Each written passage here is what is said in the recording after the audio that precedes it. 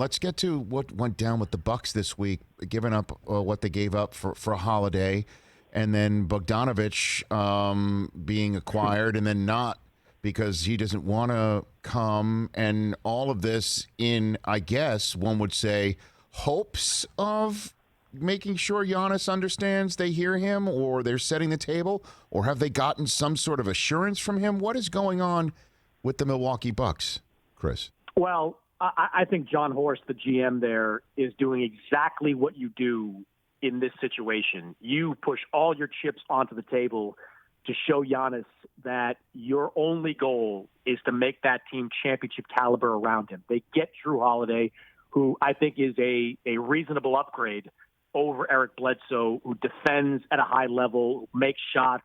I mean, he might be, I've heard Kevin Durant say this, he might be the best defender at the guard position in the league. So you add a high-level player to the mix.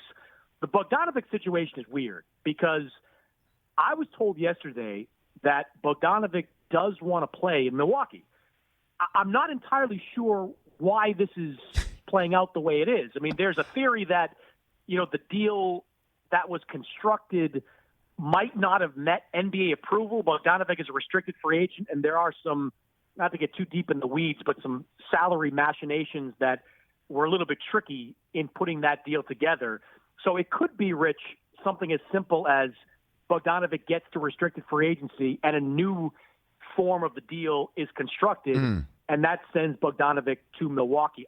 And if that happens, it's an A offseason for the Bucks. I mean, I don't know that Giannis definitely signs that Supermax, now that once these deals are constructed, but this sends a powerful message. I mean, Bogdanovic is a very good player. I mean, nobody watches Sacramento Kings games, but this is a guy that can really play. He's a playmaking, shooting, high-level international guard. I mean, he's going to be an immediate upgrade to what they do either with the second unit or in the starting lineup. So I think they've made that team measurably better. And more importantly, that's a team that's measurably better for postseason play. They've got shooters. They've got playmakers. That's something that was sorely lacking in that second-round loss to Miami. So all these machinations by Milwaukee have been done as a signal? I just find it, hard to believe that they would make all these maneuvers without some assurance from Giannis that if you do A and B, I'm here or I'm already in.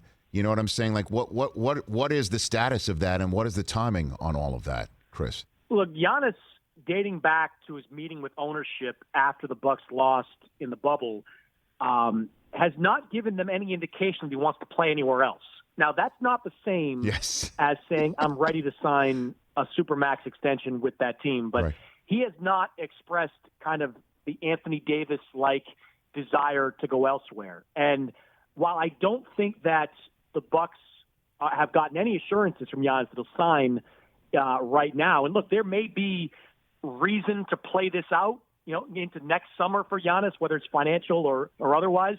But I think Milwaukee feels, and in fact, I know Milwaukee feels, that if they keep making moves to upgrade this team, Giannis is going to want to stay. I mean, they've done a lot for Giannis in Milwaukee. I mean, they've built that team around him. They added his brother to the team. I mean, that matters to Giannis. I mean, I was in the bubble for a couple of months, Rich, and those two were inseparable in that bubble. In fact, the other brother with the Lakers, they were hanging out the entire time. So that matters to a guy like Giannis. So I think what the Bucks are hoping is that what they've done this offseason tells Giannis that they're built to win right now, and being in Milwaukee will offer him the best chance to win.